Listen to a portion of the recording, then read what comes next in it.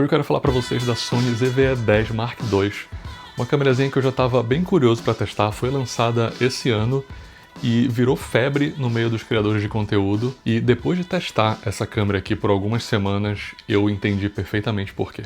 Bora lá? Eu queria começar agradecendo a Sony Portugal por ter mandado aqui a ZV-E10 II pra gente testar. Muito obrigado, Sony Portugal. E agora vamos falar mais um pouquinho dessa câmerazinha aqui, que se tornou uma séria candidata à minha próxima compra. É uma câmera APS-C de 26 megapixels, inclusive ela usa o mesmo sensor da A6700 e da FX30, então qualidade de imagem não vai ser um problema aqui. Filma 4K 60 frames por segundo e 1080p em até 120 frames, e ainda por cima filma em 10 bits 422. Como fica óbvio pelo nome, ela é da linha ZV da Sony, que são câmeras mais voltadas para iniciantes ou pessoas que fazem vídeo para a internet, criadores de conteúdo, não necessariamente filmmakers comerciais, mas ela pode sim ser usada por pessoas que vão fazer trabalhos mais avançados. E apesar de ser uma câmera muito mais focada em vídeo do que em fotografia, eu vou tentar dividir esse review aqui nesses dois assuntos, falar um pouquinho mais de fotografia primeiro, depois do vídeo, que é o forte dela. Então vamos começar a falar da ZV-E10 Mark II com uma câmera fotográfica. Não sei se vocês já perceberam, mas essa câmera aqui não tem o EVF, não tem um viewfinder eletrônico. A única forma de ver o que vocês estão filmando é usando aqui o LCD da câmera. Então, para usar como câmera fotográfica, isso pode ser um problema, principalmente se você estiver fotografando em ambientes muito claros, à luz do dia. Eu, pelo menos, cada vez mais me vejo trabalhando segurando a câmera assim. Eu uso muito mais o LCD do que o EVF, mas muitas vezes em ambientes com muita luz, não dá para ver com tanta clareza na tela se a sua exposição está correta e coisas assim. Então eu geralmente confirmo a exposição usando o EVF e depois uso realmente o LCD para realmente filmar e capturar as imagens. Então, para mim, o EVF ainda é uma característica essencial numa câmera, mas como eu vejo a ZV-E10 Mark II muito mais como uma câmera dedicada a vídeo, ou para ser uma câmera B, pelo menos no meu workflow, na minha forma de trabalho, isso não me impediria de forma nenhuma de comprar essa câmera. Mas fiquem avisados que se vocês querem usar a câmera principalmente para fotografia, vocês têm que ficar cientes de que não vão poder usar com uma câmera fotográfica tradicional, né? Vai ter que fotografar sempre usando o LCD. Outra coisa que a ZV-E10 II não tem é um shutter mecânico, um disparador mecânico. Então, se você fotografa muito à noite, em ambientes iluminados por lâmpadas de LED, principalmente lâmpadas de LED de baixa qualidade, isso pode ser um problema. Mas, por outro lado, tem a vantagem de ter uma velocidade de captura super rápida, porque é muito mais rápido, né, capturar imagens usando um disparador digital, não tem que esperar a cortina se mexer, não tem nada mecânico trabalhando ali. Então, dependendo da forma que você usa a sua câmera, da forma que você trabalha, isso pode ser uma vantagem ou uma limitação muito séria. Você não consegue usar flashes tradicionais nessa câmera, assim. Nem sei se tem algum tipo de flash que é compatível com câmeras que não tenham um disparador mecânico. Como eu falei antes, ela tem o mesmo sensor da FX30 e da A6700, então é um sensor muito bom, a qualidade de imagem vai ser muito boa, mas o processamento não é o mesmo. Então as imagens vão ser um pouco diferentes, pode ter uma pequena variação de cor entre essas câmeras, mas o que importa é que a qualidade tá ali e você vai editar as fotos de qualquer forma, né? Então dá para chegar no resultado que você quer.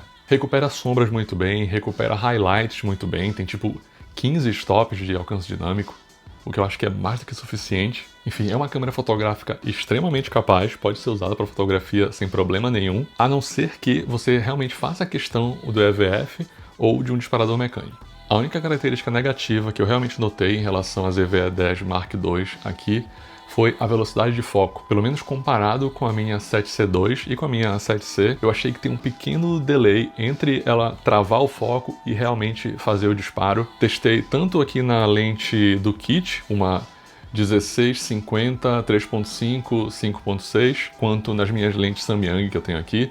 Eu não sei como ela se comportaria com lentes Sony mesmo, mas acho que vale a pena ficar o aviso aí. Mas bora falar agora de vídeo, que é onde a ZV-E10 Mark II brilha. Como eu falei antes, ela filma em 4K, 60 frames por segundo, com um pequeno crop, ou 1080p, 120 frames por segundo. Ao contrário das minhas full frames, eu consegui notar aqui na ZV-E10 Mark II uma pequena diferença, na verdade uma diferença considerável de qualidade entre o arquivo 4K e o arquivo 1080p. Enquanto nas minhas outras câmeras, a A7C e a 7C2, eu consigo filmar tanto em 4K quanto em Full HD, com basicamente a mesma qualidade, na ZV-E10 Mark II dá para notar que o arquivo não é tão bom em 1080p. Você consegue ter a mesma liberdade para editar, filmando em 422 10 bits, mas é como se a nitidez, a definição, a resolução mesmo deixasse um pouquinho a desejar, pelo menos para trabalhos de vídeo mais sérios. Para usar para internet em vídeos como esse aqui, por exemplo,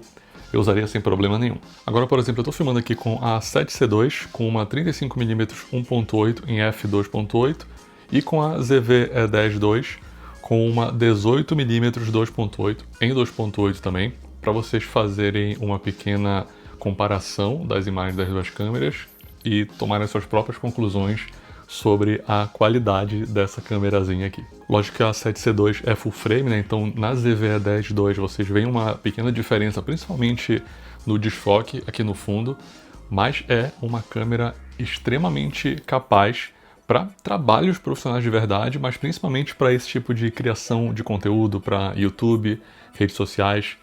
E é por isso que essa câmera é a queridinha dos criadores de conteúdo hoje em dia. Agora eu entendi. E outra coisa bacana é que, como ela tem o mesmo sensor da FX30, como eu já falei, e da A6700, ela também tem um ISO nativo duplo. Então quando você vai aumentando o ISO de 100 até 640, você consegue ver a quantidade de ruído aumentando um pouquinho.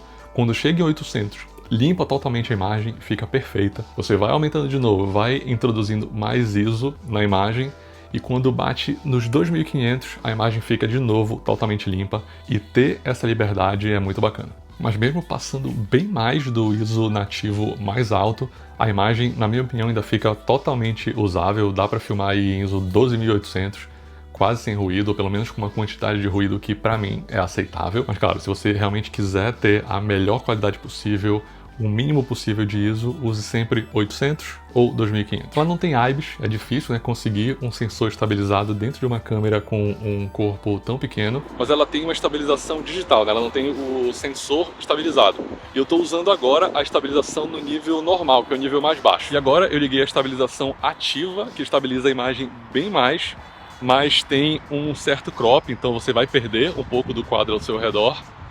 Mas por outro lado, né, se você quer um vídeo bem estabilizado, talvez valha a pena. O que vocês acham? Ah, e vale lembrar que se você estiver filmando em 1080p, 120 frames por segundo, não tem estabilização nenhuma, nem estabilização eletrônica. Você vai ter que fazer depois por software. E por falar em câmera com corpo pequeno, quando nós falamos de eletrônicos tão pequenos assim, principalmente falando de câmeras, eu acho que uma preocupação bem comum é em questão ao superaquecimento. E eu tô muito feliz de dizer para vocês que essa câmerazinha aqui me surpreendeu bastante também nesse aspecto. Não sei se vocês lembram, mas no meu review da 6700, eu comentei que eu tava usando ela num trabalho, num ambiente relativamente frio, tava aí 16, 17 graus, 18 no máximo, fazendo filmagens curtas durante 10 minutos.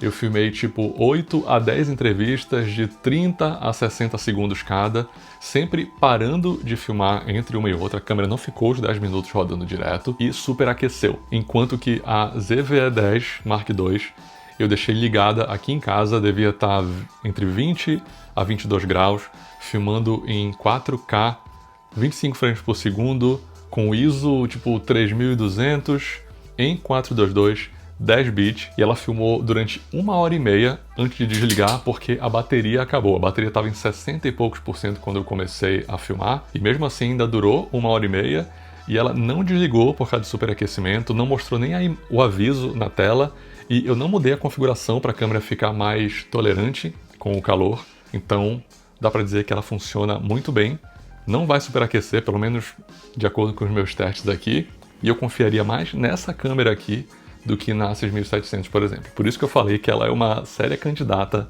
a ser a minha nova câmera. Outra função bacana que está incluída na ZV-E10 II, assim como todas as câmeras dessa linha ZV da Sony, é uma chamada Product Showcase, que basicamente facilita a vida de quem está fazendo review de produtos, falando sobre produtos na internet, porque enquanto aqui na minha 7C2, quando ela está com o reconhecimento de rosto ligado, se eu apontar, por exemplo, o meu celular aqui para a câmera, ela continua focando no meu rosto, no meu olho e ignora o que eu coloquei aqui na frente.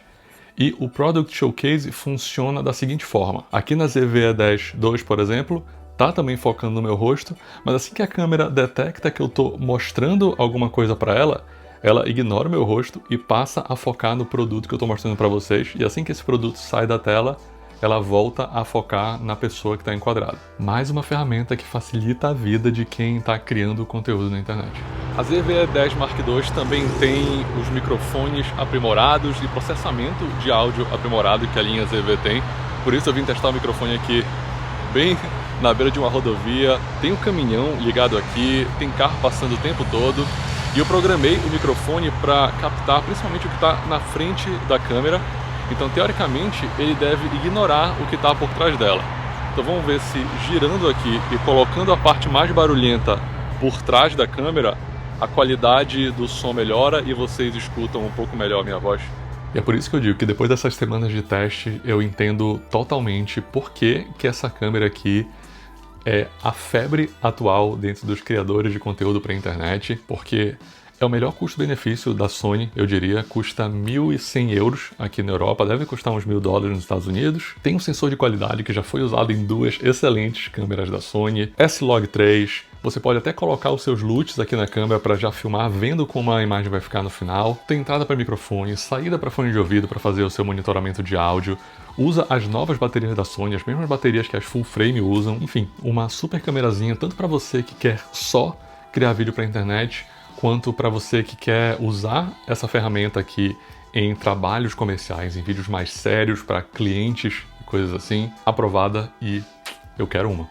Enfim, essas são as minhas impressões da Sony ZV-E10 Mark II. Obrigado, Sony, por ter mandado mais essa câmera aqui pra gente testar. Se vocês gostaram desse vídeo, curtam aqui, porque isso ajuda muito o canal a crescer, atingir mais pessoas e falar de fotografia, vídeo e tecnologia para mais pessoas. E se vocês quiserem mesmo apoiar meu trabalho aqui na internet, tem link aqui na descrição pro meu site, onde vocês podem ver os meus produtos digitais, meus LUTs, meus presets, meu curso de vídeo para fotógrafos, minha planilha de cálculo de orçamento com e-book que vai mudar a forma como você pensa em precificação e valoriza seu trabalho. E comprando, consumindo qualquer um desses produtos, vocês me ajudam muito no meu objetivo de me dedicar cada vez mais aqui ao YouTube e trazer para vocês cada vez mais conteúdo, cada vez mais qualidade, mais frequência e sempre de graça, beleza?